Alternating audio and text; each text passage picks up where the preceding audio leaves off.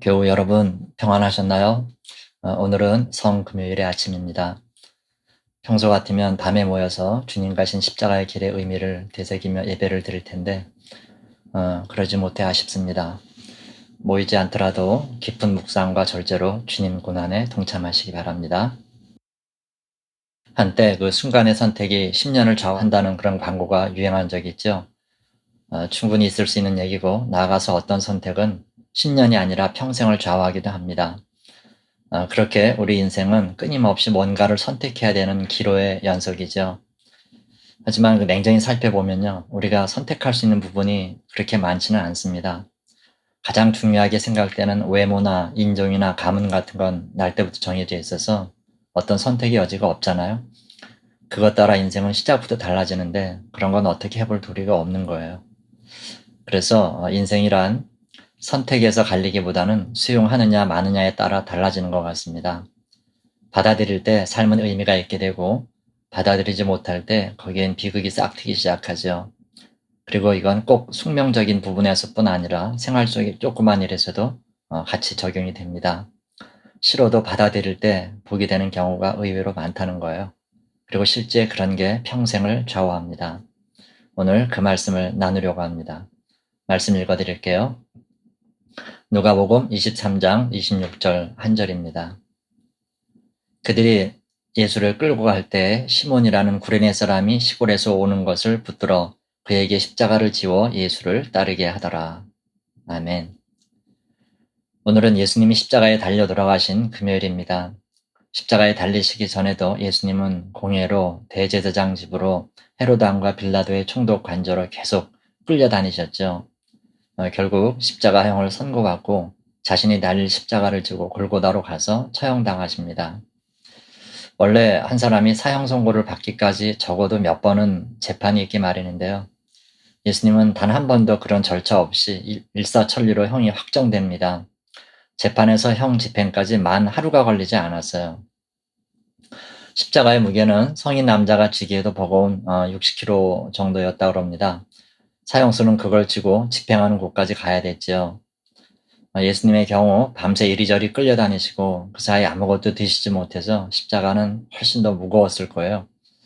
예수님이 힘에 부쳐서 넘어질 때마다 로마 병사들은 채찍을 휘둘렀지요. 그러나 계속 쓰러지는 예수님 때문에 지체되자 병사들은 임시 방편을 내죠. 길가에서 지켜보고 있던 사람들 중에 하나를 지정해서 대신 십자가를 지웁니다. 이 로마 제국 안에 있는 피정복지 사람들은요, 누구에게든 로마군이 요구하면 2km 정도는 동행할 구역이 법으로 정해져 있었어요. 즉 어디서든 로마 병사가 당신 이거 좀 해. 그러면 해야 된다는 거예요. 그래서 지명된 사람이 구레네에서 온 시몬이라는 사람이었죠. 구레네는 지금의 북아프리카 리비아의 수도인 트리폴리를 말합니다. 멀리서 왔죠?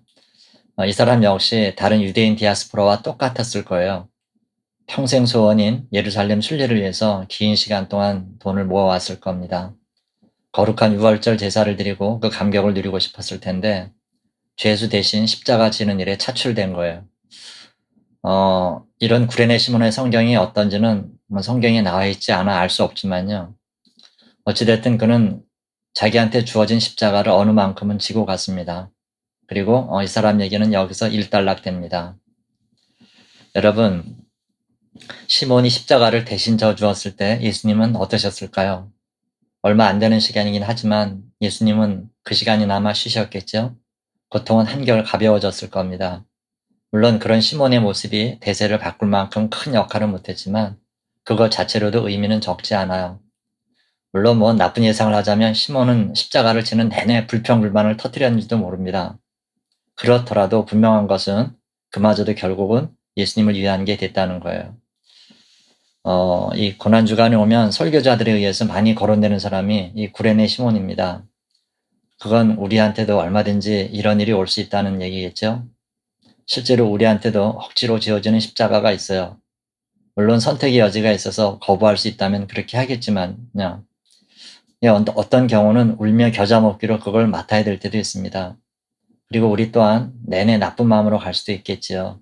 그러나 그것 자체로도 결국은 복이 됩니다. 예수님께서 잠깐 쉬셨듯이 우리들이 지는 십자가는 예수님을 쉬게 해드리는 게 되잖아요. 그리고 나 아니면 누군가가 그 십자가를 져야 될 텐데 그 누군가의 짐을 면제해 주는 것이기도 합니다. 오래전 그 교육전도사 때 아이들하고 여름 성경학교를 한 적이 있습니다. 아이들에게 뭔가 추억이 될 만한 일을 해야겠다 싶었어요. 그래서 청년들의 협조를 얻어서 십자가의 길이란 퍼포먼스를 벌였지요. 예수님이 십자가를 지기까지 그 과정이 있잖아요. 그걸 코너별로 준비해서 아이들과 선생님이 함께 돌게 한 거예요. 다들 예수님 당시의 군중이 되는 거죠.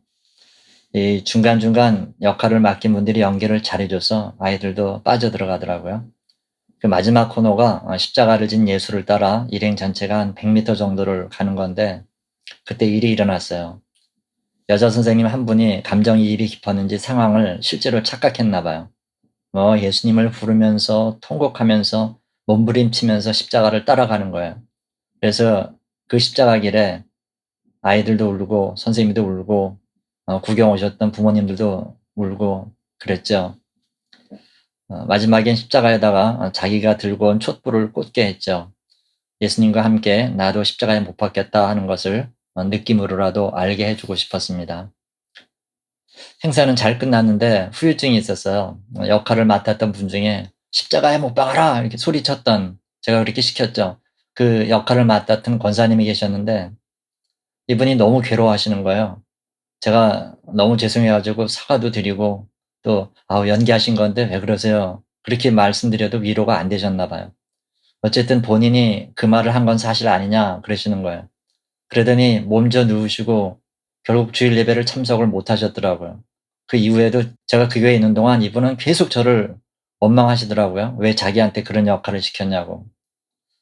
시간이 지나갈수록 그 십자가를 따라가던 그 선생님하고 그 권사님 생각이 많이 나는 거 있죠. 저는 그 일을 진행만 했지 거기 빠져들진 못했거든요. 그래서 지금도 고난주간이 오고 십자가의 길을 생각하면 저는 괴롭습니다. 제 일로 느껴져야 되고 어렴풋이나마 십자가 고통이 와야 될 텐데 잘 안 되는 거예요. 제 마음이 더 가난해지고 주님 한 분만 바라볼 수 있도록 기도하고 있습니다. 아마 이 일이 저에게만 해당되는 일은 아닐 거예요.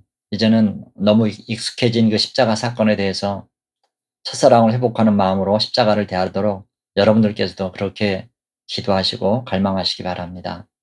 그래서 교회에서든 생활 가운데서든 십자가를 질 일이 있다면 여러분 마다하지 마시고 지시기 바랍니다. 구련의 시몬처럼 얼마라도 가세요. 우리가 주님의 고난을 기념한다면 이 마음이 있어야 됩니다. 때로는 정말 지기 싫은 십자가를 져야 될 때가 있다는 거예요. 나아가서 이제는 마음을 바꿔봅시다. 어차피 질 십자가라면 순순히 받아들이면 어떨까요, 여러분? 억지로가 아니라 즐거운 마음으로 받아들이면 어떻겠습니까? 만약 그렇게 된다면 십자가의 무게는 한결 가벼워질 겁니다. 그리고 그런 받아들임은 어제 말씀드린 결국 주님과 형제를 위한 사랑의 실천이 될 거예요. 주님께서 그토록 원하셨던 서로 사랑하고 하나가 되라는 유언을 행하는 일이 됩니다. 이 구레네 시몬의 아들 이름과 부인 이름이 로마서 맨 끝에 나오는 건 아시죠? 로마서를 마무리하면서 바울이 자기에게 도움을 줬던 사람들 이름 하나하나를 거명하면서 끝인사를 하는데요. 로마서 16장 13절에 보면 거기 루포와 그의 어머니에게 문안하라. 그의 어머니는 곧 내 어머니니라. 이런 인사가 나옵니다. 바로 이 루포라는 사람이 구레네 시몬의 아들로 알려져 있습니다. 그리고 사도 바울이 어머니라 부를 만큼 깊은 영향을 줬던 그의 어머니가 바로 구레네 시몬의 아내였어요. 그렇다면 여러분 추측해 볼 수 있지 않겠어요? 억지로 진 십자가가 결국 시몬에게는 영원한 은혜의 기억이 됐던 겁니다. 그 당시는 어땠는지 모르지만 또 어떤 경로로 예수님을 믿게 됐는지는 알 수 없지만요. 그에게 예수님은 구세주가 되셨고 주님이 되셨고 영원히 예배할 하나님이 된 거예요. 온 가족이 그의 신앙을 따라 참 그리스도인이 됐고 성경에까지 이름이 기록됐습니다. 그래서 후세 사람들이 영원히 그 선한 행적을 기념하게 됐잖아요.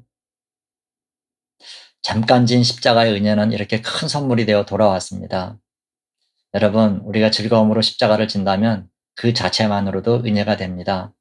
그러나 주님은 그런 선물을 받으시고 그냥 넘기시는 분이 아니죠. 주님은 뭐든 공짜로 받으시는 법이 없어요. 물론 그런 은혜를 계산에 넣자는 건 아닙니다. 어떤 건 행함 자체만으로도 큰 기쁨이 되는 일이 있어요. 그리고 주님을 위해 작은 일이나마 할 수 있다면 그 자체가 은혜요, 기쁨이요, 행복 아니겠어요? 그리고 어느 날 구레네 시몬 일에서처럼 우리는 뜻밖의 주어지는 선물로 한바구음 지으면서 하늘 향해 감사를 드릴지도 모릅니다. 여러분 아시죠? 위인과 영웅은 대부분 받아들일 수 없는 상황을 받아들이는 것으로부터 만들어지기 시작합니다. 나를 둘러싼 조건과 환경이 나쁘더라도 그걸 받아들이면 길은 열리게 되는 거예요. 십자가를 지되 즐거운 마음으로 지시기 바랍니다. 그리고 그 마음이 내키지 않으면 억지로라도 지십시오. 결국은 복이 됩니다.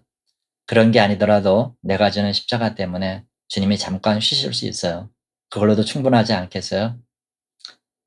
받아들이면 복이 된다는 거 기억하시고 언제나 자기 십자가를 받아들여서 즐겁게 지시는 저와 여러분의 성금요일이 되시기를 주님의 이름으로 축원합니다. 아멘. 기도하겠습니다.